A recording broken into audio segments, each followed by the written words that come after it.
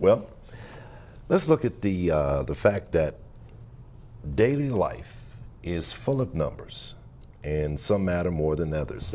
Four financial numbers that we're going to focus on could help those who are viewing understand and potentially improve their financial situation. So let's begin with the retirement plan and contribution rate.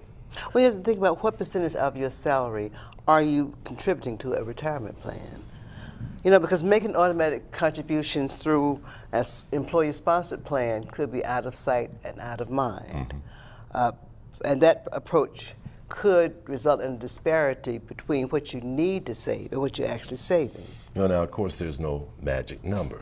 The most, I put it this way, the most common guideline is to save anywhere between 10 to 15% of your salary. But what if you start late? Well, if you start late, you might have to save more. Exactly. Now, if you save more, if that seems like it's too much, what you should do about that, you know? Well, you should at least contribute enough to receive the full company match, if there is one. And some plans that you sign up for automatic increases each year, which is a simple way to bump up the percentage you're saving over time. Okay, let me elaborate on that. I heard you say you should match the company match, if any. Well, for one thing, let's look back at, let's say in the 1980s, 89.9% of the companies in the United States offered what we call a pension. Today, only 7.5% of the companies offer a pension. Now, over the last 2 or 3 decades, we were thrust into employer-sponsored retirement accounts, like the TSP, the 401k, the 403b for educators. These employer-sponsored retirement accounts early on offered a match. There was a match for every contribution you made. Now today, most of these employer-sponsored retirement accounts, there is no match. And what you say, the plans let you sign up for automatic increases each year, but there is no more free, what we call free money. And it is a simple way to bump up. Now, let's look at the second of the 4 financial numbers that we know.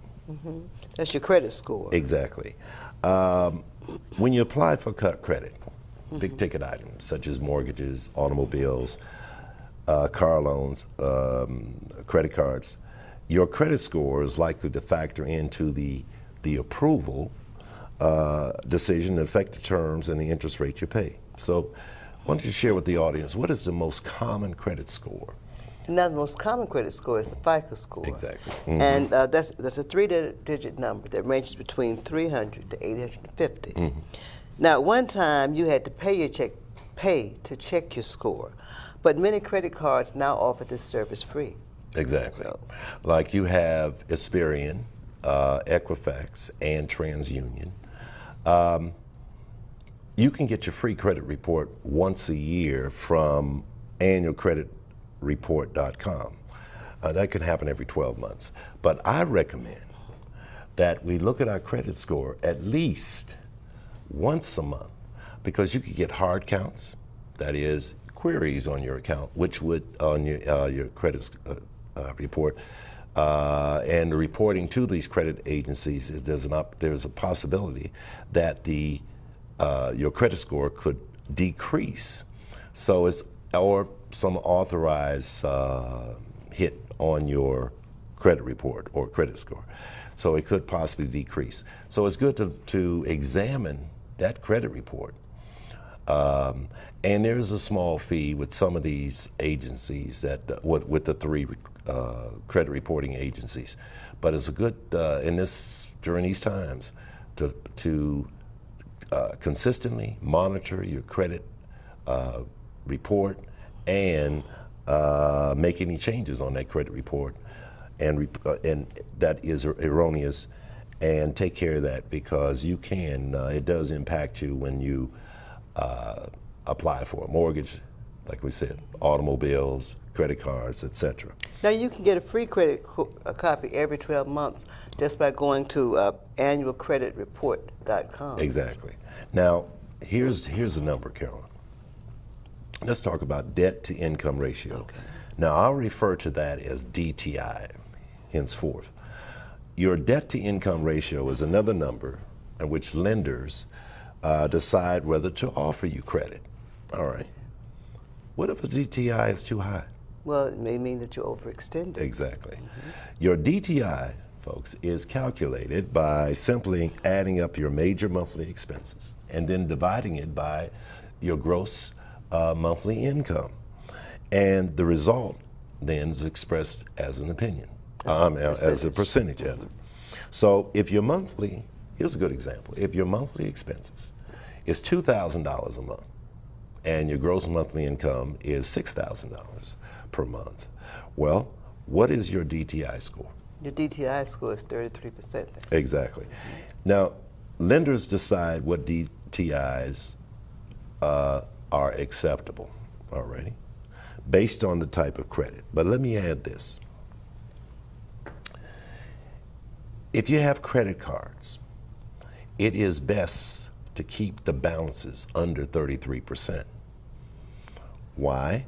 Because lenders see that you are credit worthy, all right, and you control your debt.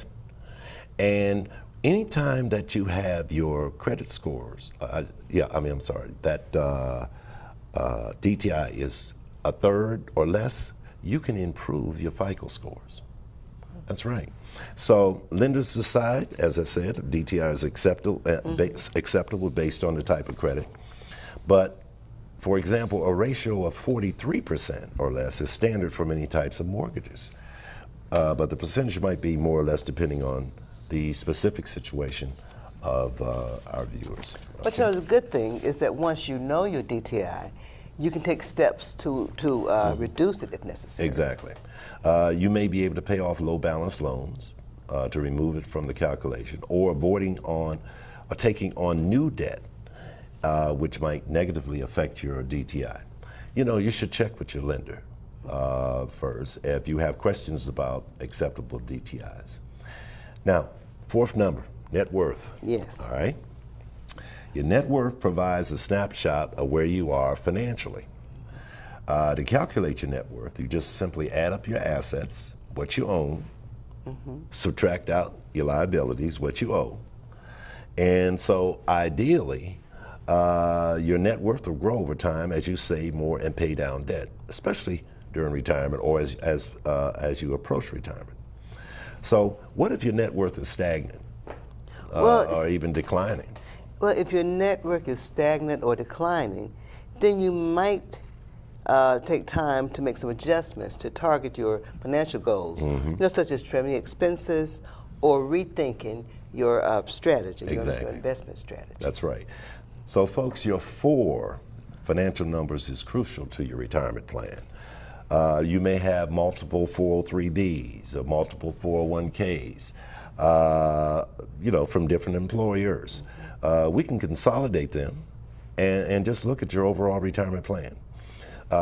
You can get your free retirement kit now, all right, at justaskfreeman.com.